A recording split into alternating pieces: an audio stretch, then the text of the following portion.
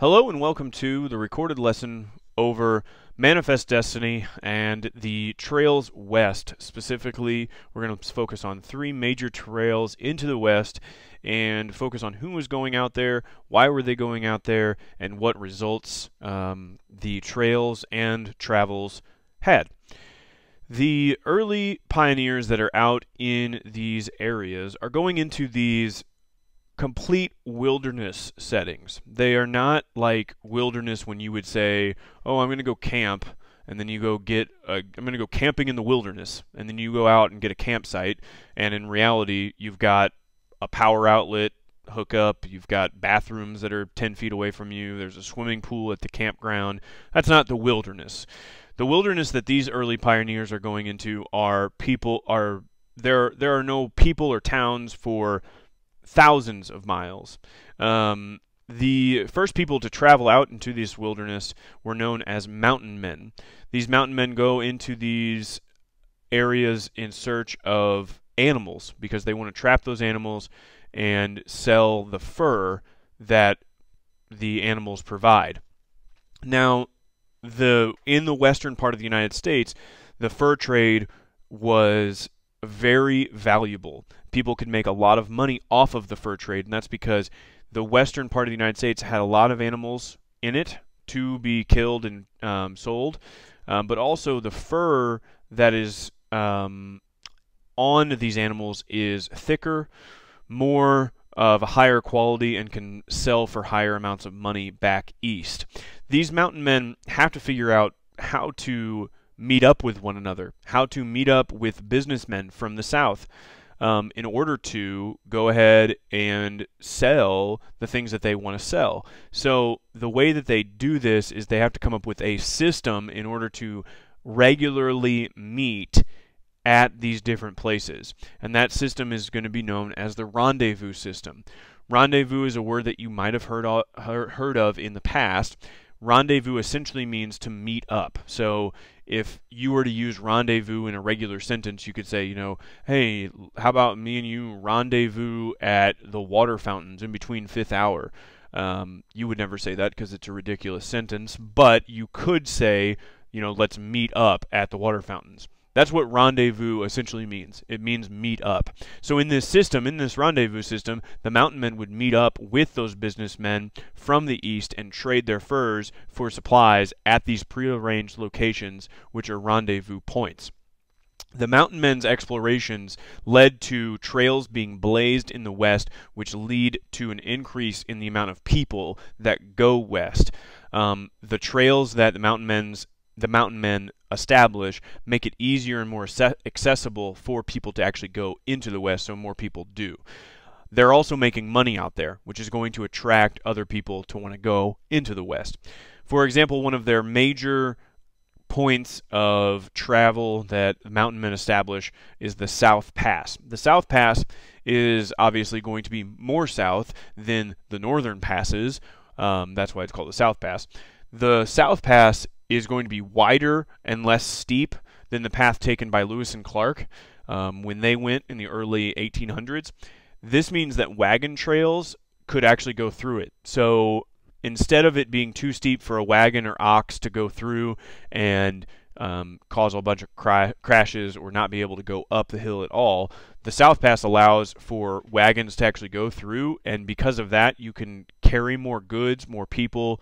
If you can carry more goods and more people, you have a higher opportunity of success, and you have a higher opportunity of actually making money through these travels west. For many people, the reason that they went west, it's because it offers a chance to make money. So these mountain men are going there to trap fur to make money. There are other people that are going there to maybe establish businesses, to sell things to new settlers. That's going to offer them a chance to make money as well. Other people, known as land speculators, bought huge areas of land, and in order to maybe buy them and then sell them from higher prices later on. To speculate on something means to buy something in hopes that it will be more valuable in the future. So what I talk about a little bit is, 30 years ago, all classrooms they didn't have whiteboards, they had chalkboards. So a company that sold chalk would obviously be a wealthy, valuable company. Now, a company that maybe was just getting into selling dry erase markers for whiteboards would be a smaller company, but if you were going to speculate on the information about, like, hey, maybe it seems like whiteboards are coming into the classrooms more and more, I think maybe chalkboards are on their way out. If you were speculating on that, you would buy stock in Expo as a company, and then in hopes that they become the provider of dry erase markers to all the schools in the country, which would have been a good investment because that's actually what ends up happening. You know, now in today's world, you have whiteboards that have replaced chalkboards, and if you invested in Expo when they were a smaller company and nobody was using whiteboards, now you would be wealthy because you speculated, you bought Expo when it was very cheap, and now it is worth a lot of money, so worked out in your favor. So land speculators are hoping this land in the West they can buy cheap and then turn it into something more valuable later on. Merchants and traders and merchants, whoa, I said merchants twice. Let's try that again. Merchants and traders and manufacturers also hoped to make money as they went west by selling things to new settlers. They would maybe set up shops along wagon trails, hopefully selling things to these settlers as they move farther and farther west. Other people went west in hopes of finding new jobs, or to just simply hide from the law. Maybe they're on the run from something, trying to escape punishment. The people are going to begin to establish three major trails that we're going to talk about. The early success of these pioneers convinced thousands of families and people to move and make that dangerous journey west. They traveled along a series of routes that included stops in New Mexico, Oregon, and Utah. The first one we talk about is going to be on this map. If you look at the yellow trail right here, it's going to be the Santa Fe Trail. It is going to start in Independence, Missouri, and travel to Santa Fe in New Mexico, which is why it's called the Santa Fe Trail. In 1821, Mexico gains its independence from Spain.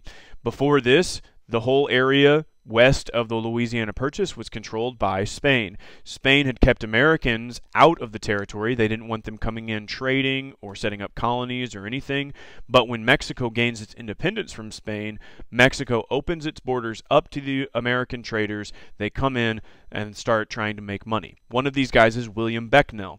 William Becknell leaves from Independence, Missouri, goes to Santa Fe, is able to make a very large profit in the capital city of the Mexican province of New Mexico, which is Santa Fe, and this allows him to pioneer and blaze that Santa Fe Trail.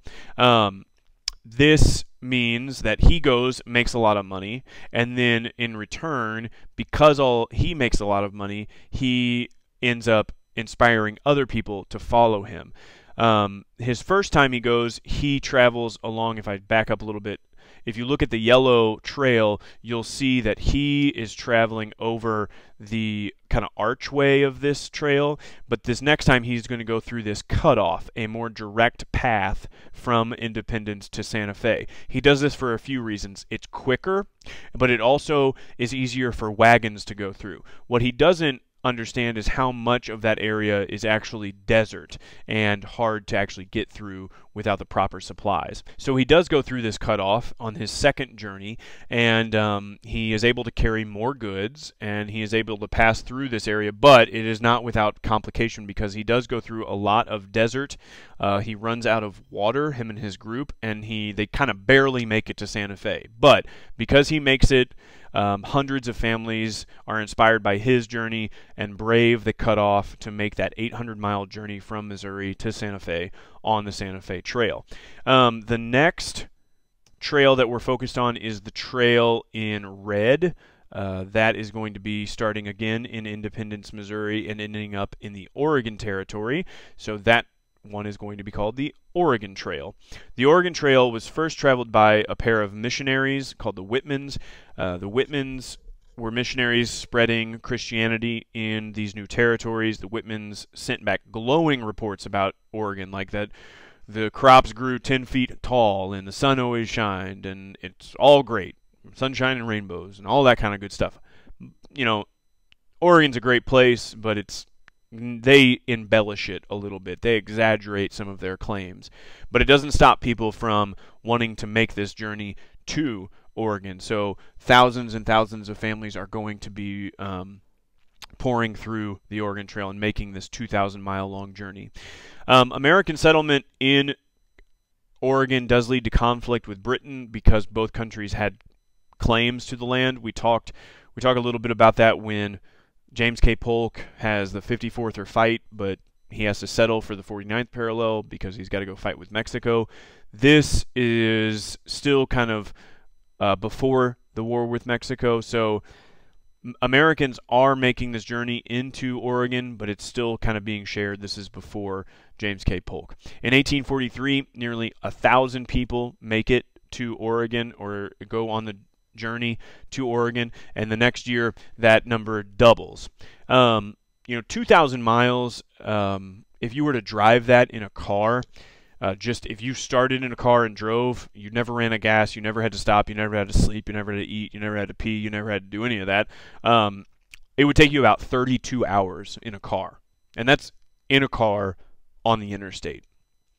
So just imagine now you are walking next to a covered wagon being pulled by an ox or a horse or a mule or something, and you're just walking all 2,000 miles.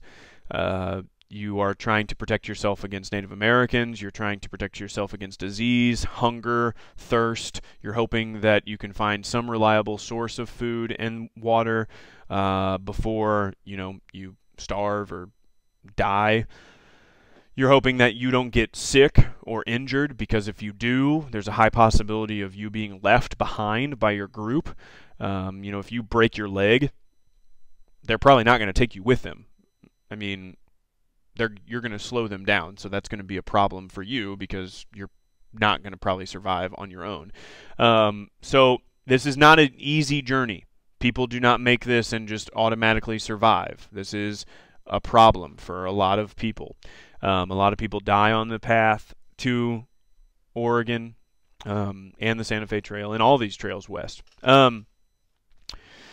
The other trail that we're going to look at, first of all, the first two that we have talked about, the Oregon Trail, the Santa Fe Trail, and then as well as the Mountain Men, all of these people are going west for one specific reason, and that's to make money.